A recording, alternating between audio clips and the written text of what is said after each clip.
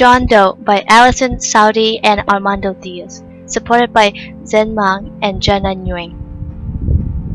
Chapter 1 Routine.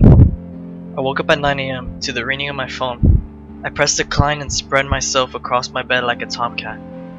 My bed can fit up to 5 grown women and still have space left over, while my wallet can feed most of the homeless and adoption centers in all of Colorado. My right wall has become a full window, with the striking scenery of autumn golden leaves that wake after sunrise and seeing the reflection with the rays of the sun. The vibrant green grass stretches out to kiss the feet of the demigods who reach out to touch the blue skies of their gods that clothes them with blankets of white frost. I headed to the bathroom made of fine black marble with a built-in jacuzzi, and on the other side a sauna. I pour shaving cream onto my hand and smear it on my face. Pesky strips of my black hair falls to my full brows that accentuate my dark green eyes. I slowly shave away my full-grown beard, stripping my sharp jawline naked. I should stop drinking so much, I barely remember the last few weeks. I turn on the jacuzzi and pour skin moisturizer into it. I begin to hum a soothing melody as I step into the hot water.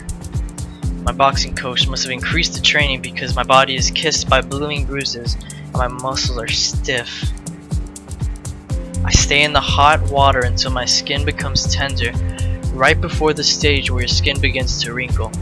I dry off my right foot first, and then left to prevent puddles or end up with my footprints on the marble floor. I squeeze a fourth of gel into my hand and a third of hair moisturizer right after, so the moisturizer reaches my roots. The gel works as a thin layer of protection against any frizz. I pat some cologne on my neck, not touching my face to avoid any redness or irritation of my just shaven skin. I head into my closet and wear a light blue long sleeve button down shirt and fold each sleeve 3 fingers in width and rising just 2 inches below my elbows. I wear dark navy blue dress pants, straight fit to contract the blue of my shirt, which is neatly tucked in. I tighten my belt to its 3rd degree. Any less would be too loose and any more would be too tight, and choose shoes to match its colors. I head down the spiral of stairs made of dark ebony carved into delicate spirals and a smooth finish. I walk to my glass bar that shines under the rays of light during the day and sets in the dark tones at night. I reach over and grab an almost empty bottle of Mortlash 1942, 50-year-old whiskey, and pour myself the last of the drink. I step into the kitchen and see a set of dirty dishes. Goddamn maid never does her job.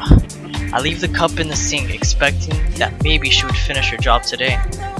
I set out of my house and walked into the driveway, where the fountain is still running, filtrating and pouring the droplets of fresh water to my collection of Malawi cichlid fishes. Only during storms of winter does the fountain close to maintain the habitat. Walking down the road into town, I see an old woman in distress from crossing the street. I rush towards her, grabbing her fragile arm and slipping $100 bills into her purse. She smiles and appreciates the gesture. Such a handsome young man. You need to marry. She praises, smiling her toothless smile. I smile back. She wore a thick knitted shawl over her long sleeve dress that danced with her brittle ankles. I have a lovely granddaughter. She raises her head up at me to encourage me to meet her. No thank you, ma'am. I've already met the love of my life. I reply, referring to the damn Bengal cat that hisses at me every morning as if it doesn't know me. Overall, I've never been interested in the idea of marriage and love. Money has paid away any loneliness I've ever felt. Oh, what a shame. She murmurs and waves a goodbye.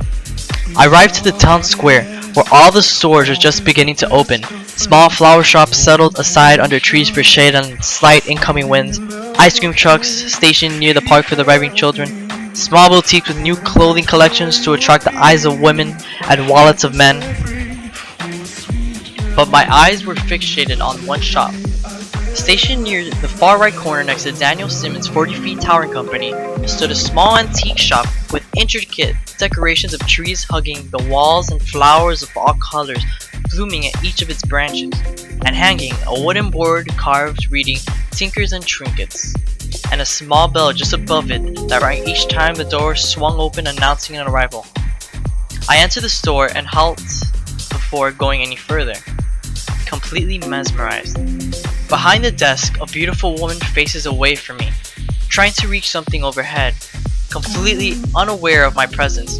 Her golden locks dance to her waist as her thin arms reach above and toes tip in a manner I've seen ballet women do.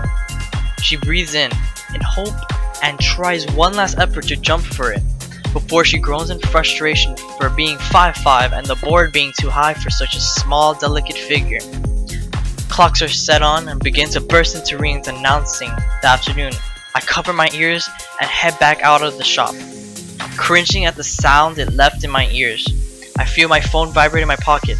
I look at the screen and labeled on it, bright white letters spells out, Richard Dalton.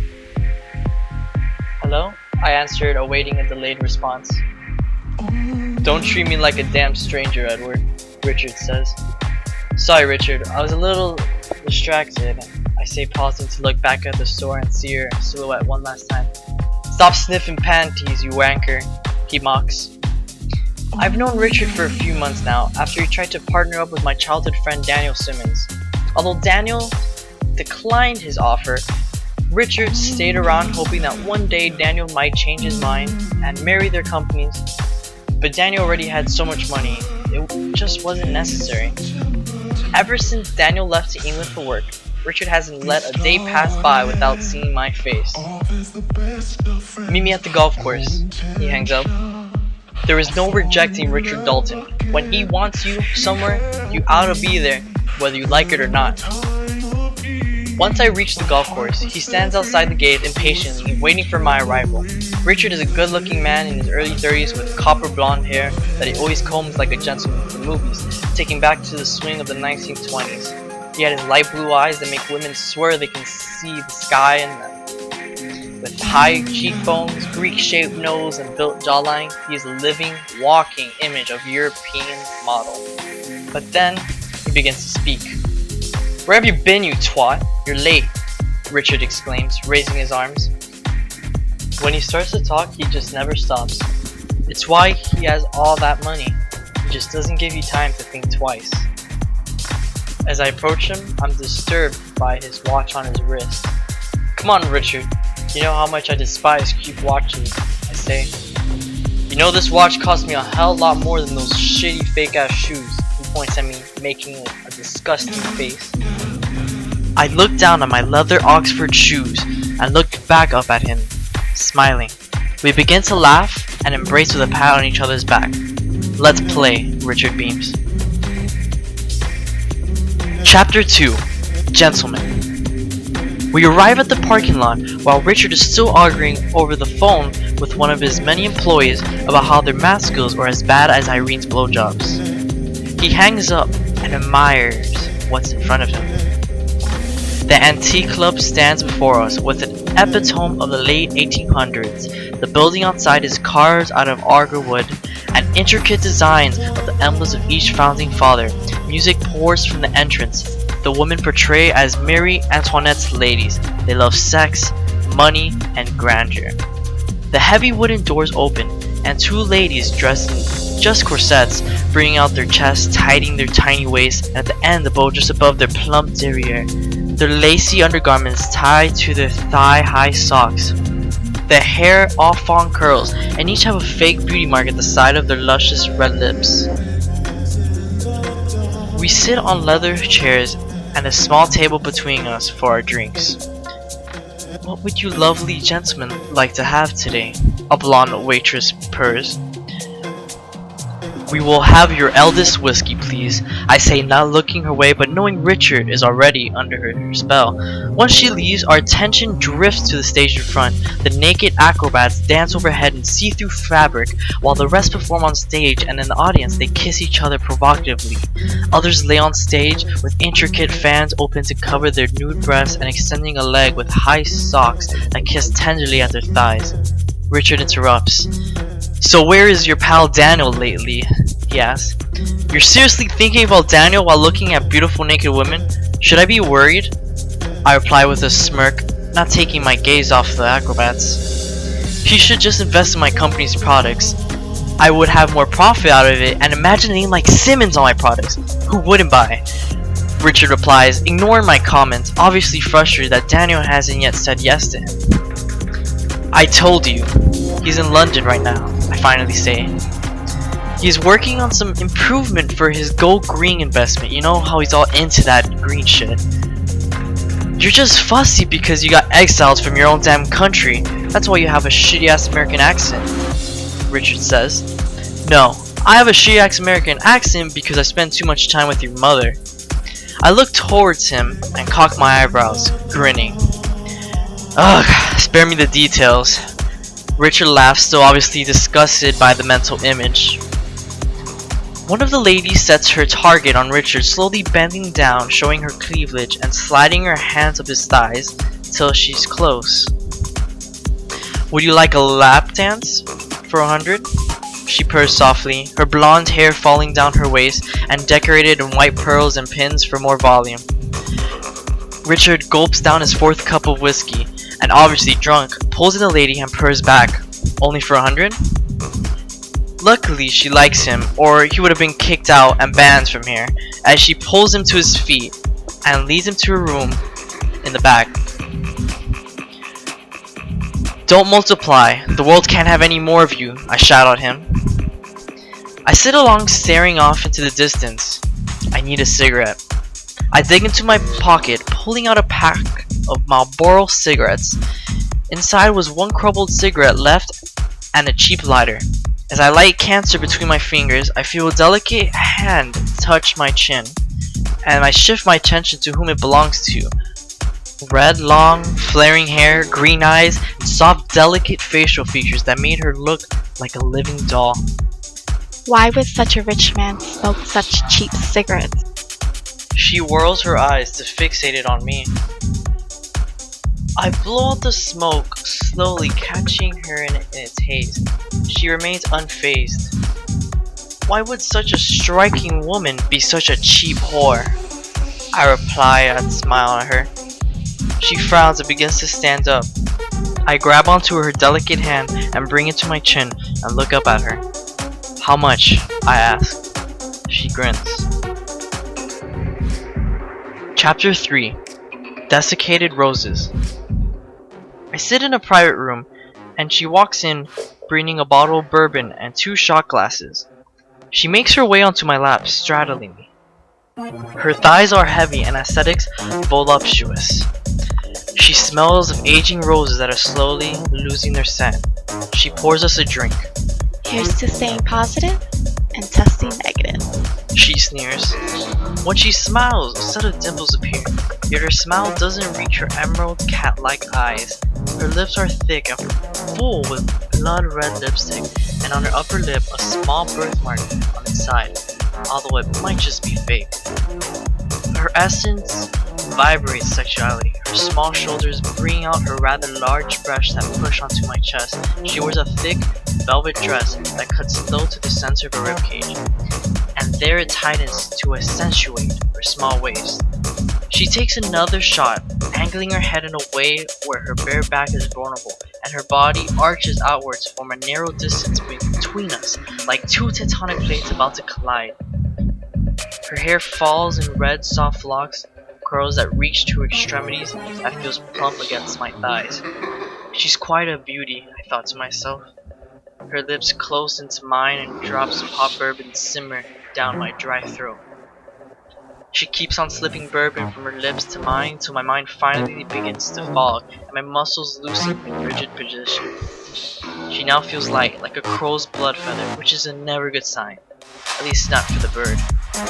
She takes my hand, knowing that men aren't allowed to touch the merchandise, and she moves it towards the nape of her exposed neck, grabbing onto her, my lips. Her skin is as soft as a touch of silk, instructing my desire to indulge in her. My lips slide into her collarbone, while my other hand maneuvers the zipper down the small of her back, and gradually, gravity pulled the rest of her dress down to her waist, revealing her immense breasts and illicit areolas. My hand interchanges from her waist to her breast. I feel her soft nipples harden against my cold grasp. I push my lips onto hers and force my tongue into her hot mouth as she begins to rapidly unbutton my shirt. In one swift movement, she rips apart the rest that's left, exposing my chest, buttons snowing between the small distances of our sex. I grab onto her firm buttocks and lift her while she still arouses my interest. I force her down onto the couch and position her beneath me. I tear off the rest of her dress along with the matching lacy underclothing that contrasted with her light, fair skin. I grasp her small, delicate wrist that fit perfectly into one of my hands and hover over her. She lays naked, suspectable. She smirks in curiosity, and I hastily undo the button of my pants and free my masculinity.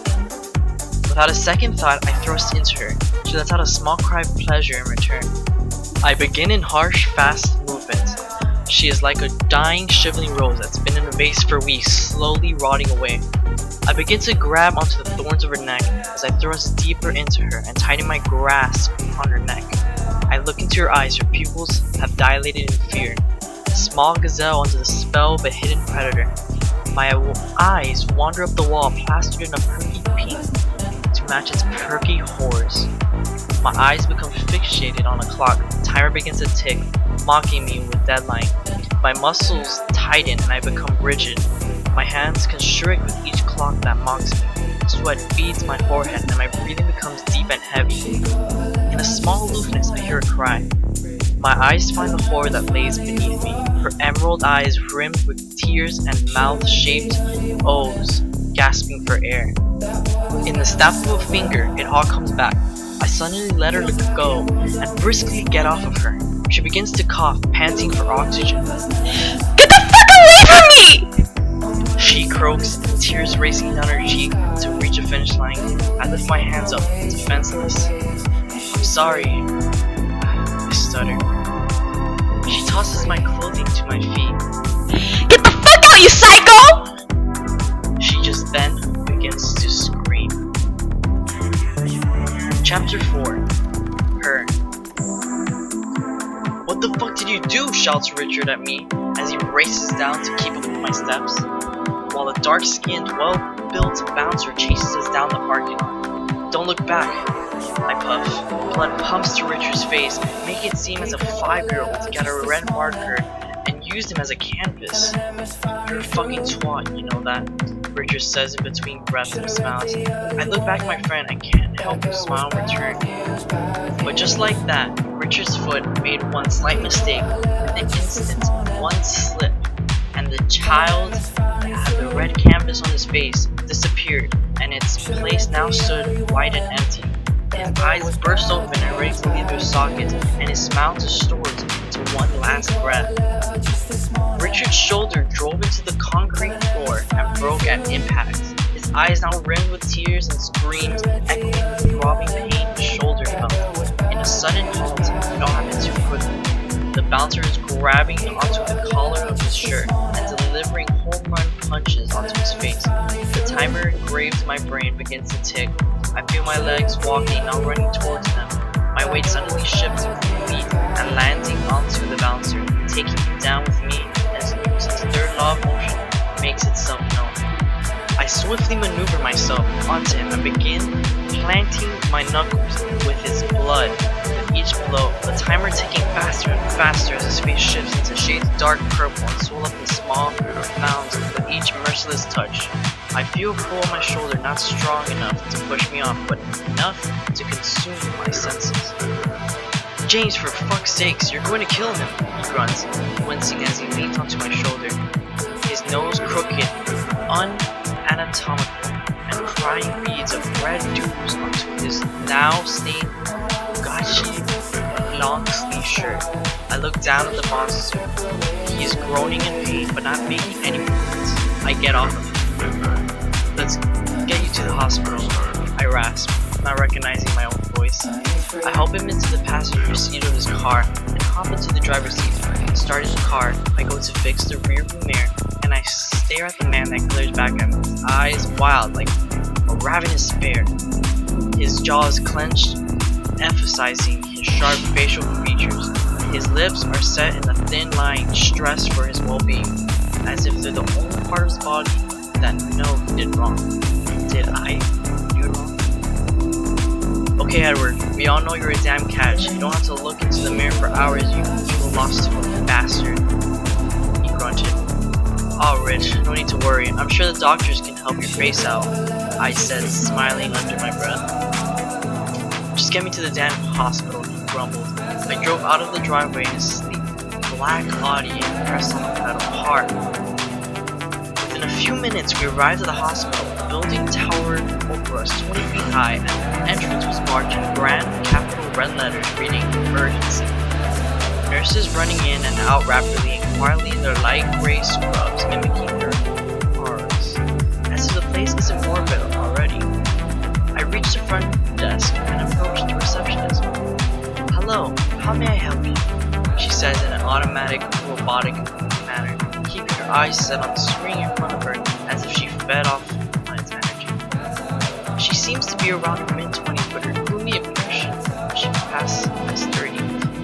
Her light-colored hair is tucked behind her ears. It's so short, she more likely can't really do much with it other than tucking it behind her ears that wear little diamonds in each lobe.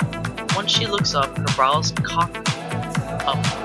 Her doll face turns into one that should belong to those her age. She has slight freckles that dance with her cheeks as she beams at me. There must not be many good-looking gentlemen that cross her paths, because she looks as if she just got proposed to. Hello, I'm issuing my friend to the hospital. He got into a slight accident, I say in a polite tone of voice. Okay, if you can please fill these documents out as best as possible, she asked, leaning in rather closely and arching forward to bring out her busty chest, holding position for a little longer than necessary. He's really badly injured. I believe he broke his shoulder and his face is a mess, and I've told him to get it fixed before, but this time he really has no choice. I say, trying to change the atmosphere. She's trying to build, but all it does is send her in a spiral of giggles and blushing hot cheeks. At least she thinks I'm funny. I abruptly turn around to go and take a seat, but accidentally end up bumping into her. It disrupts the fit of giggles behind me. The shifting, fast paces of the nurses, the coughs, the sick, the moans and groans of the hurt, the beeping of heart monitors announcing the dead. The world froze in that instant. I swore that if it lasted longer than a second, it would have planted into an eternal abyss, and I would have gladly died along with all of it, as long as I got to see, hear, smell, and feel was her. She infatuated all my senses in one look, a gasp of apology, an immaculate smile. I'm so sorry. She chirps, flustered by my sudden stone-hard gaze. The roots of her hair were dark and shifted into rays of gold that slightly curled at its ends, kissing at her neck, shoulders, and elbows. Her face structure was that of a smooth oval, with receding cheekbones that wore tender shades of pink. She bathed in a light beige skin tone that contrasted with the burst of hazel green pigment her iris carried. Her eyes were almost almond-shaped, with an upswept lift in the outer corners of her eyes. Her lashes were long and thin, as if her creator had taken hours placing each and every single one in its assigned position. Her lips were full, delicate, and rich. They could enchant any stranded man to believe they are the water they long for. Pure, short, sleeve white summer dress with sunflowers printed on her feet were black, flat stilettos, matching the outlines of the flowers on her dress. Her nails were colored in an indulgent shade of rose, and her hands wore no rings. No No need to apologize, it was my fault, I finally answered back, giving her my hopefully most alluring smile, which seems to work because the blood rises to her cheeks and she blushingly smiles back. But just like that, she begins to turn away and the world commences again. The rupture of laughter, the coughs of the sick, the swift paces of the nurses, the groans and moans of the hurt, and the beeping of heart monitors fill the room. My existence becomes safe again. Don't let her go! My mind screamed, my heart ached. Haven't I seen you before? I asked rapidly to catch her attention once again. Well, I do run the antique shop right on Deer Street. Oh yes, I walked in the morning, but you seemed awfully busy, and I didn't want to interrupt, I said. I'm a bit new to running the store. It actually belongs to my grandmama, but she's terribly sick. So I flew over from North Dakota to help her out. That's very unpleasant. I'm very sorry to hear that. I can't believe that you flew all the way from North Dakota to this little old town. She must really mean the world to you, I say, feeling only sorry about meeting her under such circumstances. She does. She replies quietly. Tears begin to fill her beautiful eyes. She looks like a goddess, even as her tears strike her delicate skin. I'm sorry. It's just been a little hard doing everything on my own. She says as she wipes the pesky tears away. If you ever need help, you can always ask me, I say, knowing I would really do anything. What's your name? I never asked. She smiled. Edward. And yours, lovely? I asked with hopes of being able to repeat her name, would be like eating the world's most elusive chocolate dews sent from unknown gods. Amelia.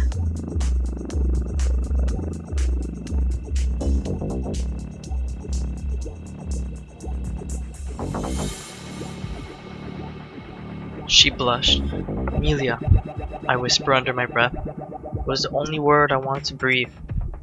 Amelia, I would really love to take you to a wonderful restaurant around here. It'll be my treat, and after all, I owe you my company and anything you need. I say, hopeful. Edward, did you just ask me out on a date?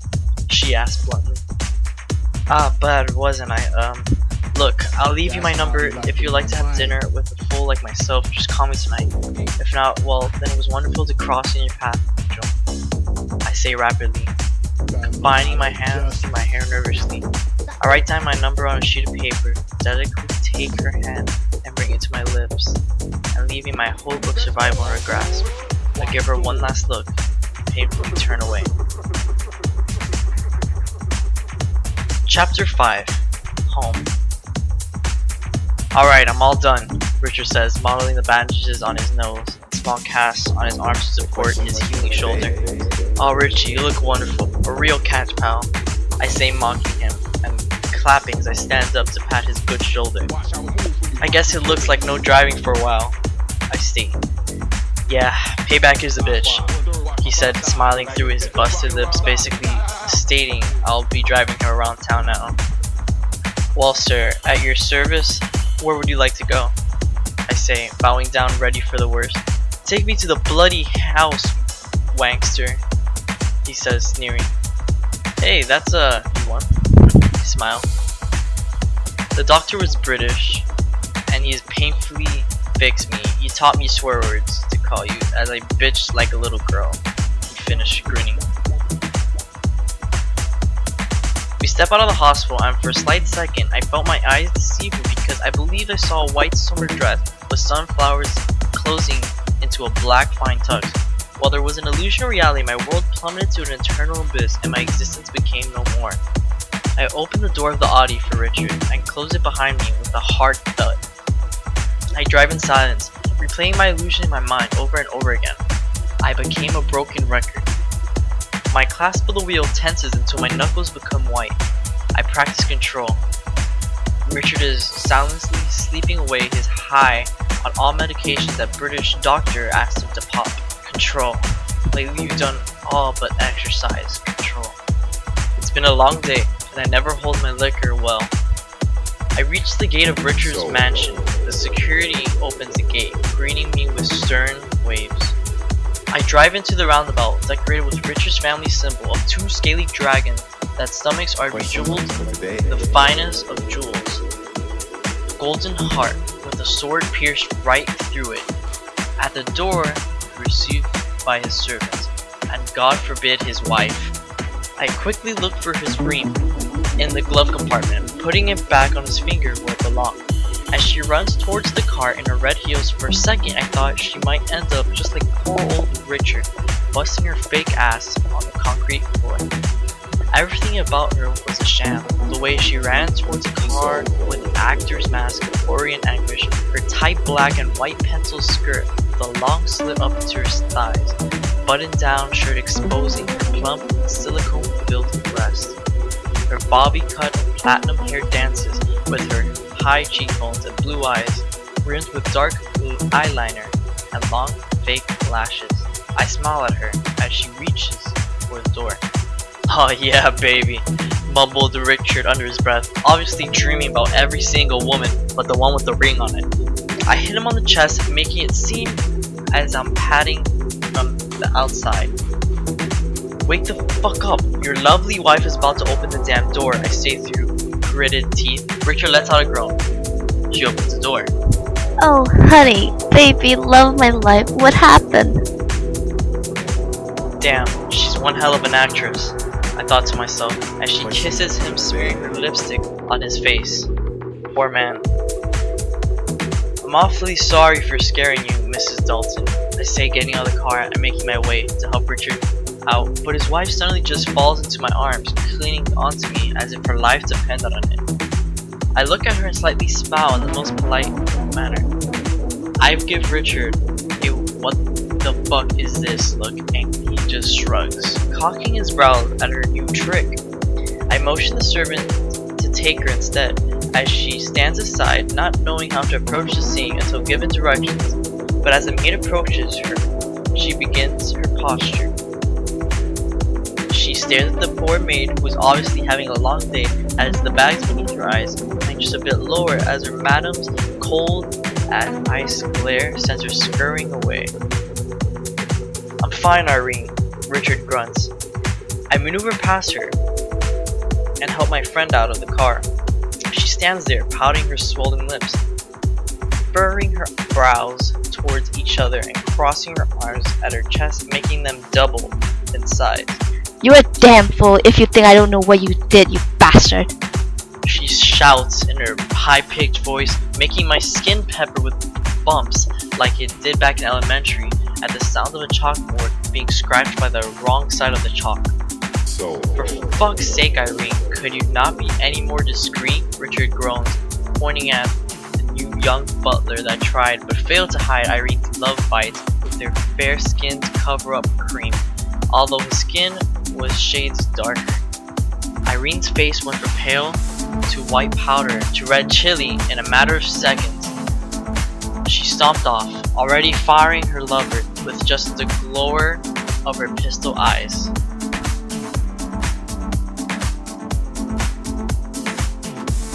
"I swear, I think he lasted a week longer than the one that left Sunday," he says, mocking his wife's fears, already past the heartbreak and left with nothing but his sarcasm and money.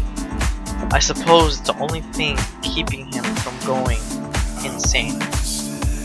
"Take the car, Edward. I want to have breakfast together tomorrow."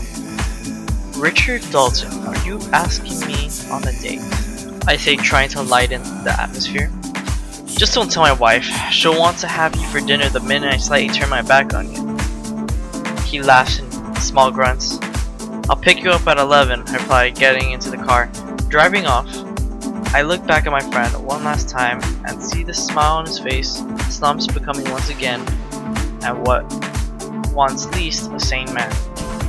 "Get me the bottle of whiskey," Richard shouts as he steps into the house. He never calls home. Chapter 6.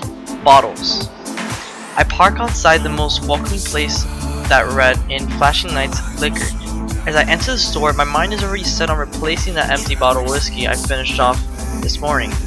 Walking down the aisle, I spot a rather tempting dove. It smiles at me with 25 years old. I grab the bottle and take it to the front desk. Will this be all? The old man grunts. Yes. I take out my credit card and hand it over. Can I see ID? Old man asks. Sure. I say, pulling out my ID and handing it over to him. Sir, this ID does not match the credit card. The card reads Daniels Simmons, he states. Damn, I must have actually switched my card and Daniels the night before he left. How much? I ask sternly. $280, sir, he says, giving back my ID and Daniel's card. I sigh, pulling out my wallet. I only have $300. Here, keep the change, I say, and take the bottle. I get into the car and drive to the house. Entering the house, I slam the door shut. The bottle.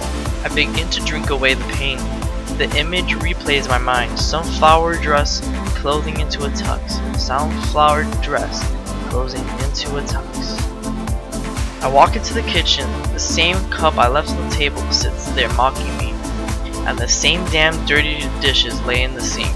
I grab the cup and in one swift movement I send it flying across the kitchen. Fucking maid doesn't do her damn job. One by one I throw a dish and take a swig from the bottle. The clock begins to tick. I make my way into the living room, grabbing onto bottles and swinging them across the room. The Bengal cat scurries under the couch hissing at me. Fuck you, you damn cat, I scream. I take another long gulp of whiskey. I stumble over my feet. I look into the mirror. Tears begin to stain my face and I begin to laugh hysterically. Sunflower dress and a fucking tux, but no damn ring. I spit out. You fucking idiots. I speak to my reflection. Pathetic twat, I hear Richard say. I look around confused, tripping over my drunkenness. Your worth is good for nothing, Dick. Do you think she would ever go for something like you? I hear Daniel echo. I look around. Come here, I whisper. Come here, I scream. Tick tock, tick tock. It begins to sing. I cover my ears with my hands, digging my fingers into my scalp. Make it stop, I whimper, curling myself into a ball. Phone begins to ring. My phone? I get up, stumbling over to reach it. Hello? I answer. Hello? Edward? Amelia. I breathe. There must be a God. Her sweet voice sounds like the heavens are pouring dew of hot honey to my lips, lamenting my scars. Hell do I want to drown in all of it. Are you okay? She asks, worry fills her voice.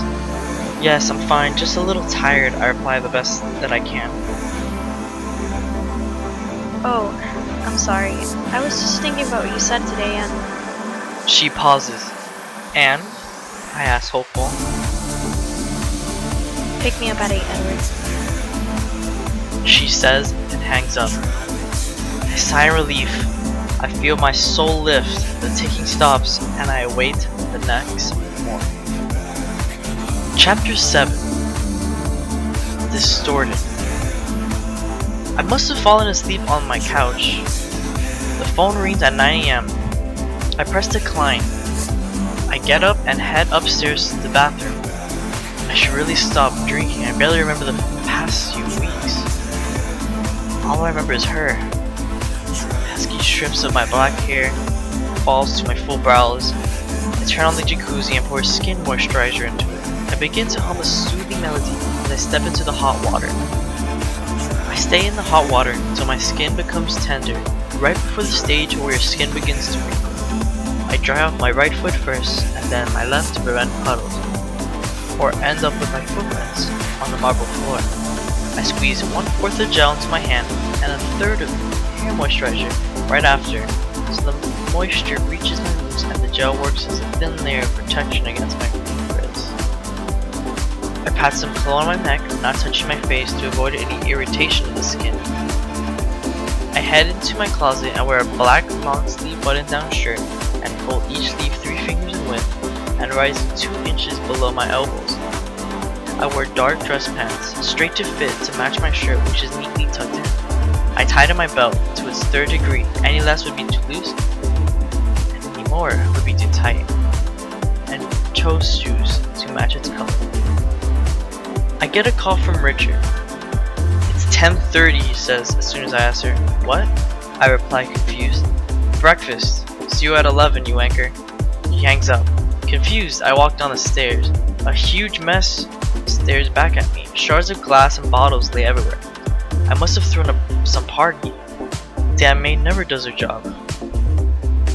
I walk out of the house and see Richard's already sitting in the parking lot. I hop in his car and drive to his house. As I drive into the roundabout, I start honking to announce my arrival. To my surprise, Richard steps out of his house with a bandaged nose, cast, and a busted lip. I step out of the car, rushing towards him. What the hell is wrong with you? He asks, aware of the worry written all over my face. What do you mean? What happened to you? I ask, as he is getting in the car, just about to close the door, but he stops and looks at me. Really looks at me, deciding if I was bluffing or not. Edward, are you okay? He asks, now genuinely concerned for my well-being. You're asking me when you look like a damn punching bag? I say, staring back at him intensely, frustrated that he's playing games like these with me. Get in the damn car, Edward. I'm hungry.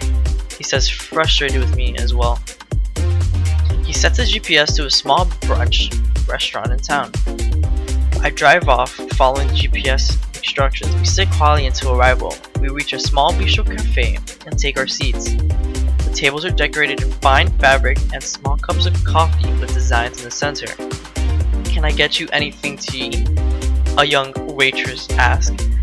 Give us a minute, honey. Richard smiles through his busted lip. I look down at the coffee, trying to figure out why Richard looked at me as if I had lost my mind. Have you lost your mind? Richard says out loud. I smiled at my friend. I guess I have, I say jokingly. So you remember nothing from yesterday? The gentleman's club, my ass getting kaput? I look at him confused. He sighs. The damn hospital, Edward. Hospital. It all begins to come back. Sunflower dress, riding to the hospital, beating up a bouncer, the whore, the golf. Waking up? Chapter 8. The date. Greenwich, I mumble, turning into the apartment buildings. They're rather small cottages with green vines climbing up their walls and entwining into each other, sprouting beautiful yellow plant life. They each had 2 sets of windows in front and a grand wooden door with trees sprouting at its sides, giving each window shade from the summer sun. I park outside, patiently await for Amelia to step out. I replay her image in my head, savoring each moment like a last meal. I look out the window and she steps out, wearing a plum-colored dress that tightens around her body ever so richly, drawing out the curvy hourglass body she walks in. The dress cuts right above her knees in a straight seam of an inch full. The top is cropped above her breast, showing her prominent collarbones, and a small stone that she wears hanging from a silver-lined necklace. When she turns around, the dress exposes her bare slim back, cutting its temptation off right at her waist, where the dress begins again in a tight fit, caressing her bottom. She wears heels that match the color of her dress. Her golden locks are intertwined into bands of braids that hold her hair away from her face, and she lets the rest fall and kiss her naked back and waist. She approaches the car, opens the door, and I hold my breath. Hello, Edward. Hello, Amelia, I say back. I try my best not to fall into the trance of her beauty. She laughs. Edward, are you flushed? She seems as if she's been through this before. You look stunning, Amelia, I say, drowning in her image. Thank you, Edward. She says, now blushing. Maybe she isn't used to this. The thought of any man approaching my Amelia sends a serpent venom through my veins. May I ask, where are we headed? A restaurant, I say, not wanting to ruin the surprise to unveil the glimmer in her eyes when she sees her striking destination. She gives up asking and sits back quietly, enjoying the smooth drive of the Audi. Once we arrive, I ask her to close her eyes. We stand at the bay. The fine smell of the ocean fills the air, and and the night sky wears shining stars while the moon seams its glow across the ocean, the beach only being yards away.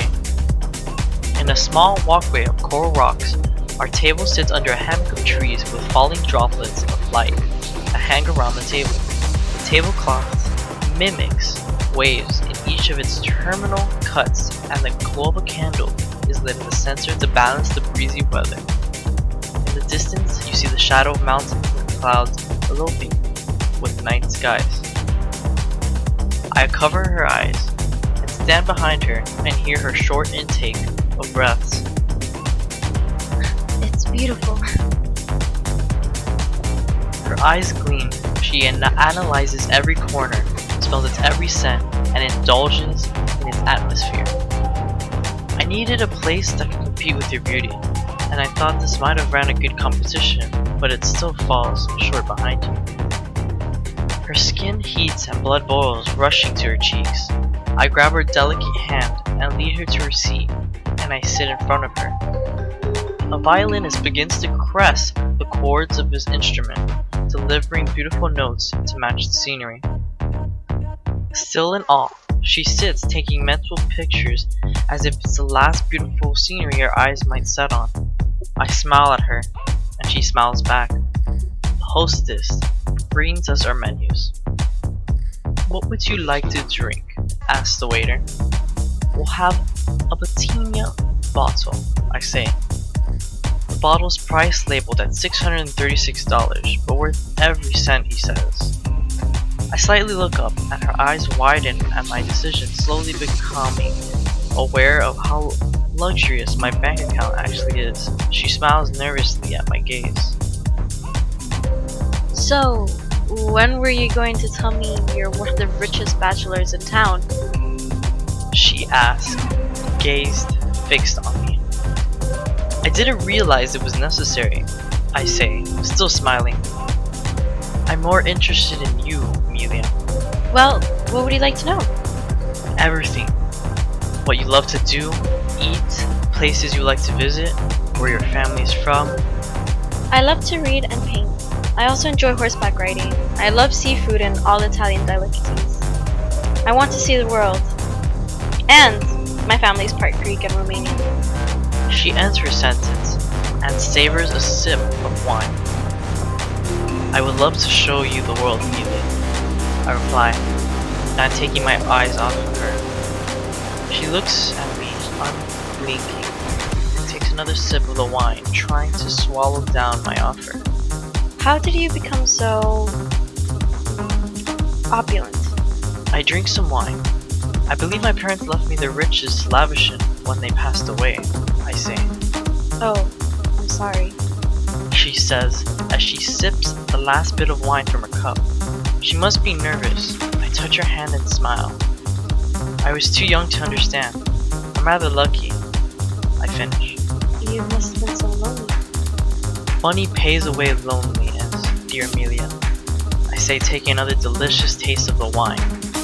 The server refills her wine glass. We have long conversations of her childhood and how silly she was as a child, how stubborn she had been as a teenager, and how free-spirited she is now as an adult. We sit for long hours talking on the beach shore about her dreams of traveling the world and experiencing its every lesson before she leaves this mysterious land she calls home. We bathe our feet in the shore until we finish off our third bottle of wine, and our laughs turn to drunken shrieks as we play in the cool water, and I lift her off her feet as she runs towards me, forgetting we were mere strangers and realizing we were long lost friends. We match the stars and dance under the light, slowly shifting of our feet. My cold hand creasing her warm bare back. She was radiating warmth. Was this love? Was this what money couldn't buy off? Like a woman cried over during lonely nights, and men drank too when broken-hearted? Was this the legendary love that humans marry to? Before the world can begin to deteriorate around you, can you carelessly shrug your shoulders because your world is wrapped around your arms, breathing soft hums of a sweet melody? Hours after midnight approaches us. I carry her into the passenger seat of the car. I touch her cheek softly and her eyes open, blinking, slowly to take in its view. She smiles with a tired look on her face. Would you like to stay overnight? I ask gently. She nods as she closes her eyes and I drive towards my house. I arrive to my house and I walk out of the car and open the door of the passenger seat. I lift her effortlessly. I look at her as a stunning image as a sleeping dove. I take her upstairs and lay her on my bed, taking off her shoes. Edward. She whispers, curling up next to me. Yes, my sweet Amelia, I say, closing in. She looks up at me and touches my face. Her touch is heaven sent, and she closes the distance between our lips. The only sound left in my ears were the beauty and beating of our hearts.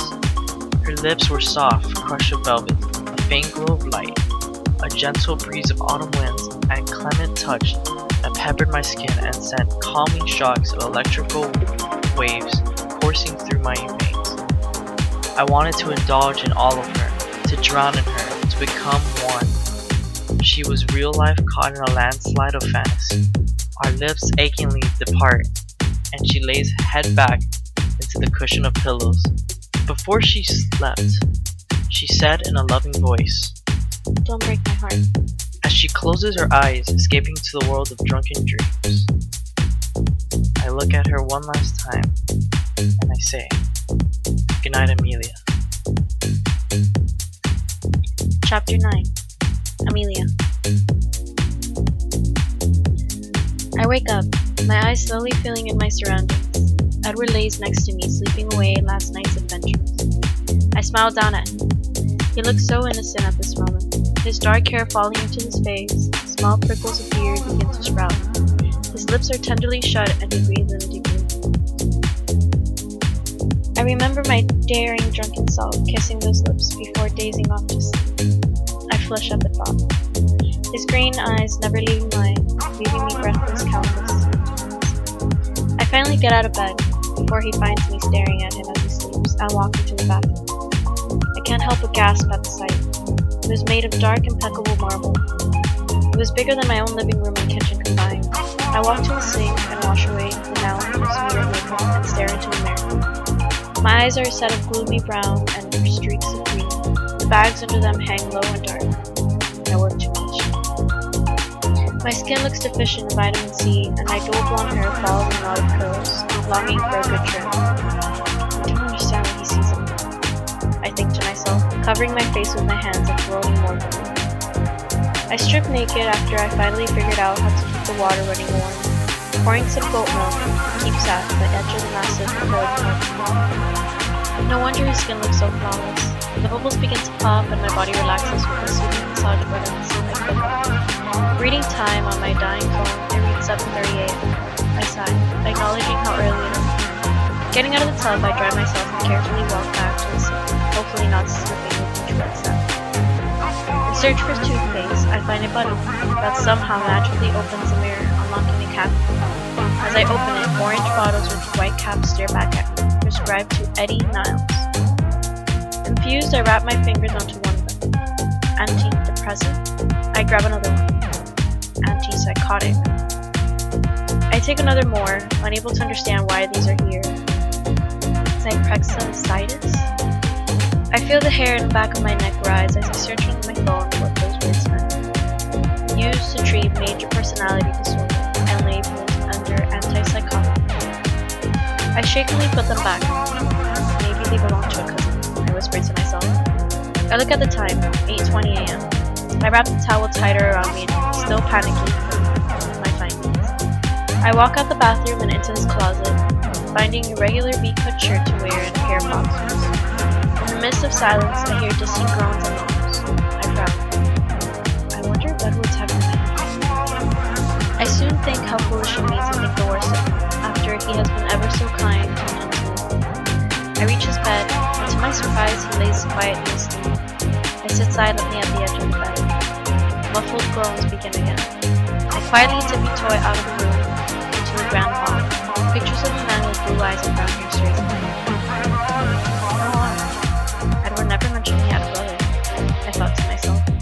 follow the muffled noises that lead me to a door at the end of the hall.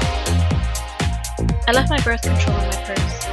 I look back at the other side of the hall at the small opening of the door where Edward laid asleep, and remembering my purse is on the cupboard on the side I slept. For an instant I begin to walk back, but the groaning commences louder this time. My attention shifts to the mysterious groans and I open the door in front of me. The smell sends me in cycles of unbearable gagging, until I can no longer hold it and wrench. The festering smell of bodily waste hangs heavy in the hot air of the empty room. Covering my nose and mouth with an oversized shirt, I walk further into the room. In the corner there lay a lifeless body of a spotted feline. Its stomach completely lacerated as its inside slid onto the wooden floor. It laid on its own bloodied body and defecation. My eyes water as I cough the acidic smells of urine and putrefying dead body. I come closer and shard the glass and pale its comatose body. I feel streaks of tears fall down my cheek and I whimper as the groans become louder. I wrap my hands around a small handle and force it open, watching my steps so I wouldn't step on the dead cat. From the opening of the door, darkness continues to stare back at me. Hello? I whisper in between my tears. The groans become louder and turn into muffled shrieks. I panic and fall back, trying to my best to keep my screams in. I stumble to get up, slipping on the green waste oozing from the cat. I muffle a cry and groans get closer. I rush out the room, leaving the door behind me open. A phone begins to blare. I look to the slight opening of the door and Edward starts to get up. I rush as fast as I can down the stairs, almost falling quite a few times. Amelia! Edward rushes down the spiral of stairs a lot faster. On the last step, I sprint off of it, and pain strikes my right foot. I shriek. My blood begins to contaminate the floor. I raise my foot and rapidly pull out a shard of glass. I begin to cry. I look ahead of me. The living room was a mess of broken bottles, glass laid everywhere, and so did blood. Amelia. He breathes behind me. Let me explain. I was drunk and... I cut him off. The cat, I mumble in between my cries. I look around, more pictures of a man with black hair and blue eyes. Awards in the name of Daniel Simmons. The drunken answer on the call, the glass, the cat, the pill, and the groans of a man in a dark room. Amelia, calm down. He talks to me like a wounded animal and slowly reaches towards me. Don't touch me, I shriek, jerking back now and impaling another sharp glass into my foot. I scream in pain. He comes closer and I step farther into the shards of glass, unable to escape. Each cup felt safer than running into his arms. My feet leaving prints of blood onto the carpet floor. Who are you? I cry. Edward. He replies, looking at me with worry plastered on his face, as if I'm the psychopath. No, you're not. Your name is Eddie Niles, and you're a psychopath. I spit back. His eyes darken and his eyes fill with tears. The worry on his face is now replaced with an utter hatred. I begin to run as shards pierce my skin. I grab a vase of dead flowers and throw it at him. It shatters onto his shoulder, slicing away the side of his neck, only angering him more. I rush into the kitchen, opening the drawers as he laughs. Eddie doesn't know who you are. He wants your hurt. Please don't call him out. He says. He begins to sing. Eddie, where are you, Eddie? I keep prying open all the drawers, looking for a sharp object as he slowly walks into the kitchen. I found you, Eddie. I grab the knife as he launches at me. I gash the side of his face and blood begins to race down. He grabs my wrist and I feel him slap me hard. He turns my wrist and in a snap, he breaks it. I begin to scream as my hand dangles and the knife falls to the floor. He grabs me by my neck, picking me up. I struggle for air as tears hit my cheeks and fall onto his hand. Quite the beauty, Edward, really? He says, laughing all of a sudden. He whispers. No, Eddie, please don't kill her. He argues with himself as my lips turn purple and I can no longer breathe. I feel his arm motion and I fly across the kitchen, hitting the wall. I feel a sharp, stinging sensation on my head. My eyes begin to roll back. I try hard to keep sight of him. I try to crawl away, but it's only wishful thinking. I can only blink the tears away and lay here and wait. The time begins to slow and the distance I hear. Please, please don't. I love you so. I love you so. and the warmth of my blood coaxes my chest as his knife is driven through my chest, and he breaks my heart. Chapter 10. John Doe. I look blankly at her lifeless body, then I cradle my arms. Please don't go. I love you so. I cry. Why would she do this? I shout into the nothingness. The knife blade struck into her chest. Her cheeks dried with salty tears she shed. Her lips parted with her last breath. Her eyes wide open, blank. My beautiful Amelia, it's okay. I can fix you. I can make you happy again. I cry onto her chest, the knife and letting the blood bathe my skin as I walk away my pain. I carry her back upstairs and lay her on the bed. Good morning, beautiful. I smile and laugh at her response of how hungry she is and how much she enjoyed her adventures last night, and I lean in to kiss her cold lips. Are you cold, my lovely Amelia? I ask, walking into the closet, getting my warmest clothing and changing her into it. You're so lovely, I whisper, whipping away my tears. No, darling, I'm crying of happiness, I tell her. She seems to smile at me. I pick up her hand to catch one of my tears. I kiss her limp hand. I hear a door slam at the end of the hall. A man rushing out of one of the rooms. Don't worry, my love, don't be scared, I'll be okay. I say, kissing her hand one last time as I dart out of the room. Down the stairs, the man falls rapidly. You! Stop! I shout. I rush down the stairs, reaching the man and taking him by the collar. He smells horrendous, his clothing completely soiled with feces and urine. His eyes blood, shot red, with a mouth purple swelling, his nose crooked, dried smooths of blood seeping from his ears and slit lips beyond repair. He wears scars of hot iron on his head, ripped parts of his shirt, pus-filled gashes in his abdomen and chest. Eddie, please, he whispers. We've been friends for a while. Daniel? I say. Confusion fills my mind and it all begins to make sense. The gashes on Daniel, and the knife into Amelia's chest. I begin to cry. Why, Daniel? I shout. My heart races and the ticking of clocks begin impairing my hearing. I thought we were friends. She was harmless. I moan between cries. Eddie? He cries as I grip onto his neck and begin closing with each scream. I cry as my heart begins to shatter. Amelia, Daniel, Amelia, why do you hate me so? I would have shared my riches with you too if you had asked, Daniel. I cry, gripping, closing in harder. Eddie, please stop, he says in short breaths. Eddie's not here, I scream. Who is Eddie? My name is Edward. Eddie, please listen to me, he croaks, eyes now popping out. Eddie wants me to kill you, Daniel, so please don't call out for Eddie, I say, crying as my grip continues to tighten more. Daniel begins to try and pry my hand off his neck, but there's no point. I snap my hand hard to the side and hear the crack of his neck. Edward is too kind, I say. I begin to laugh hysterically. His body slumps at the ends of my feet. I stand there looking at him for what I felt like hours and realize the dead body of my friend at my feet. Daniel? I say. Why did you kill her? I shake him, sobbing because I'm unable to inquire the answer to the death of my beloved. I sit at the edge of the stairs, running my hands through my hair. Make it stop, I cry as the clocks blare.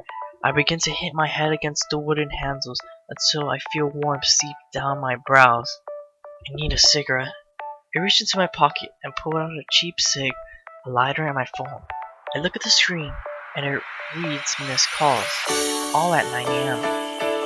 I press the callback number. Hello, Mommy, I say as I lit the cigarette and tears fall down my cheek. I fucked up, Mommy, I sob into the phone. I really did this time, I whisper, hearing her shrieks of, did you take the pills? how she's called every day at night without answer to remind me to take my pills. Eddie, she screamed. When I sat quietly until I couldn't bear it anymore, I couldn't hold it in. You stupid fucking bitch! I mock her. Did you really think I could pop these goddamn pills some fucker wanted me to take? I'm living the fucking life here. Eddie Niles is one rich bastard, not some poor pathetic man you raised in an old shit house. I'm so rich I can buy anything my heart desires. You remember little old Daniel, right? Well, he left me all his riches to lavish in. What a great friend, right? I shout in glee, letting out the smoke in celebration. I hear her sobbing over the phone. Pathetic, I thought to myself, and hung up on her. I go back up the stairs and see Amelia slumped over. Her body was starting to bloat. I pulled out the cig and lay next to her, resting my face on her hand. It's okay, my love. He is gone.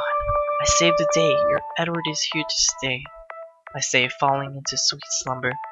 I wake up to the sounds of blaring sirens. Cops rush into the house, armed and ready to capture the culprit.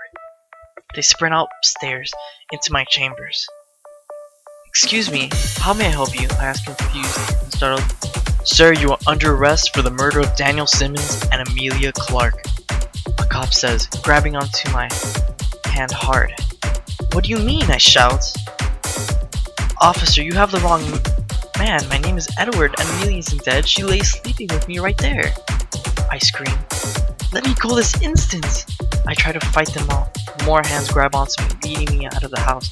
Amelia! I cry. I hear her shout back my name in the distance.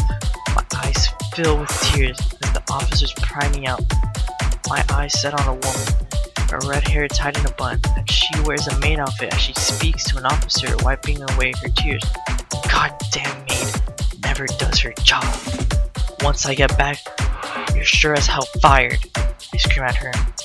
Frightened, she scurries away.